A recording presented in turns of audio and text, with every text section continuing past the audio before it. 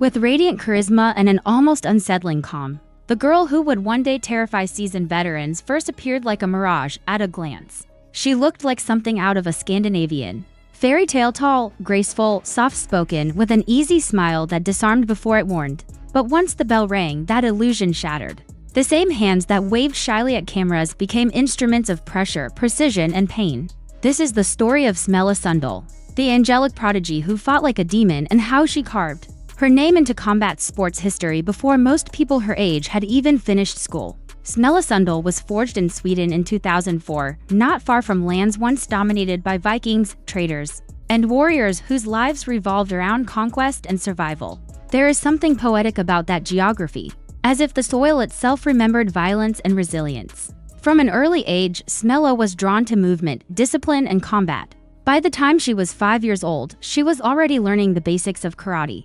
For most children, martial arts are an after-school activity, a way to burn energy or build confidence. For Smilla, it was a foundation, a language she would later speak fluently under the brightest lights. Everything changed when her family relocated to Thailand at 12 years old. Smilla stepped into a Muay Thai gym for the first time. The heat, the smell of sweat and leather, the rhythmic slap of pads, it all felt strangely familiar, as if she had been preparing for this without knowing it.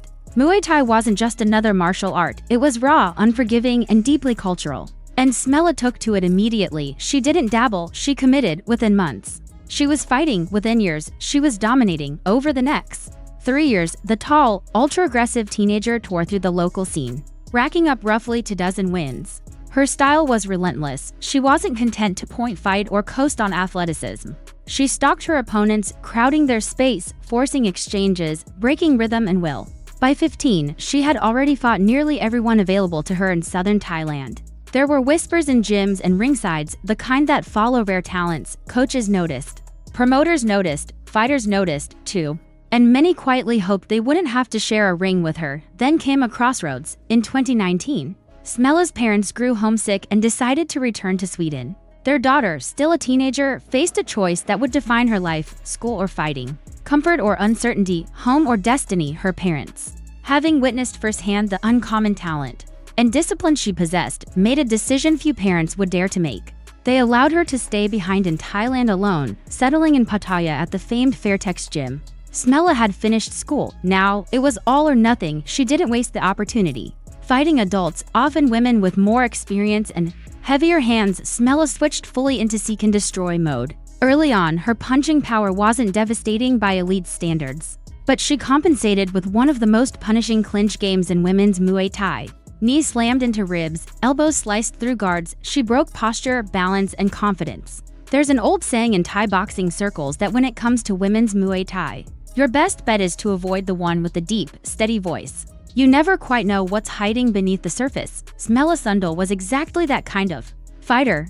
Even against opponents known for heavy hands, she shined. Her combinations were thundering, her pressure suffocating. Over a 9-month stretch, she ran through standout competitors like a force of nature, earning the nickname the Hurricane and climbing to the #1 spot in the WBC rankings.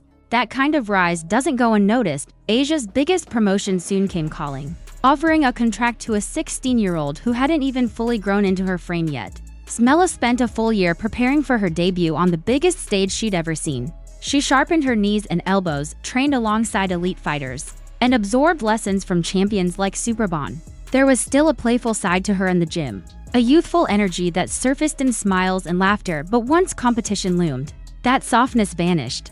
Her promotional debut in February 2020 came against Dandra Martin, a dangerous striker with vicious high kicks and no intention of being anyone's stepping stone. Early on, Martin tried to spoil the mood with a sudden high kick, a warning shot meant to test the teenager's composure. Smilla didn't flinch. She took ownership of the ring immediately, pumping her jab down the center, marching forward, hammering combinations high and low. Every exchange pushed Martin backward. In the clinch, Smilla was merciless, sneaking in knees, breaking posture, forcing resets on her terms. Even after 2 knockdowns, Martin showed resilience, surviving to the end of the round. But the message was clear. This wasn't a prospect testing the waters, this was a storm. The commentators could barely believe what they were watching. 17 years old, changing levels with ease, firing 3-touch combinations to the body, pistoning her lead hand with veteran confidence. By the end, there was no doubt. Management had seen enough. Smilla Sundell was ready for more. That more came quickly, and it came in the form of a vacant title shot. Across from her stood Jackie Bunton, a Filipino star known as much for her glamorous magazine appearances as for her blistering boxing. Bunton was fast, sharp, and dangerous, a two-sport champion with hands that had dropped many challengers. On paper, she had the antidote to Smilla's long jab and forward pressure. When they met in April 2022, Bunton came out firing, exploding with combinations and discouraging long-range kicks. She carried the first punch, sweeping, countering, testing the young challenger's timing. For a moment, it looked like experience might prevail, but Smilla adjusted in the second round. She began threading her jab and right hand straight down the pipe, stamping her presence with authority. From there, the onslaught only intensified.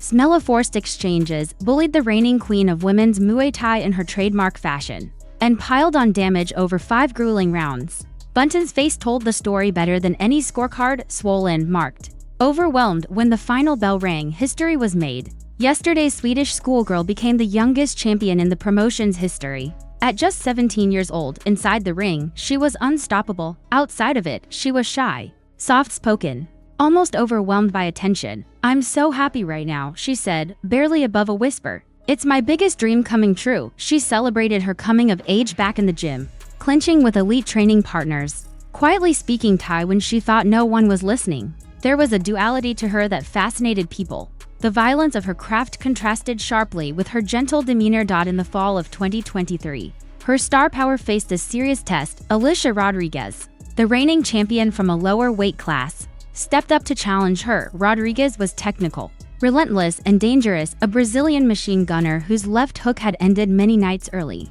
From the opening bell, Smilla set a furious pace, initiating flurries and refusing to give Rodriguez space to breathe. But unlike previous opponents, Rodriguez stood her ground. They traded hooks. Elbows flashed, body shots landed with sickening thuds. The fight turned into chaos, a gritty, brutal exchange that felt more like a street fight than a title bout. In the first round, Smilla briefly buckled Rodriguez with her own signature left hook, then ate one in return. The crowd roared. This was war. In the second round, Smilla shifted gears. She unleashed a one-sided massacre, chaining combinations, elbows, knees, and body shots with terrifying efficiency. Rodriguez was driven backward, overwhelmed by volume and pressure. By the 9-minute mark, it was over. A TKO, another statement. Even then, Smilla wasn't fully satisfied, admitting afterward that she always felt she started slow. The irony wasn't lost on anyone watching. After collecting her bonus and enjoying a well-earned holiday, Smilla returned to Sweden and briefly dipped her toes into kickboxing. The rule set frustrated her. No elbows, no clinch, bigger gloves. Against Milana Bilozer, a seasoned world champion with a 45-7 record, Smilla still imposed her will, dragging her opponent into a whirlwind of combinations and earning a dominant decision. But afterward, her dissatisfaction was clear. She wanted the full palette of the art of 8 limbs. She wanted to finish. That wish was granted in May 2024 when she faced Natalia Dyakova, a decorated Russian striker with years of experience and knockout power that bordered on anomalous for women's Muay Thai. On paper, Dyakova was kryptonite. To make matters worse, Smilla missed weight by 1.5 pounds and was stripped of her title before the fight even began. It was a humbling moment, a reminder that growth comes with consequences. The fight itself was tense. Dyakova used her speed and experience to pepper Smilla early, winning the first round convincingly. Questions swirled. Had the weight cut affected her? Was she finally meeting her match?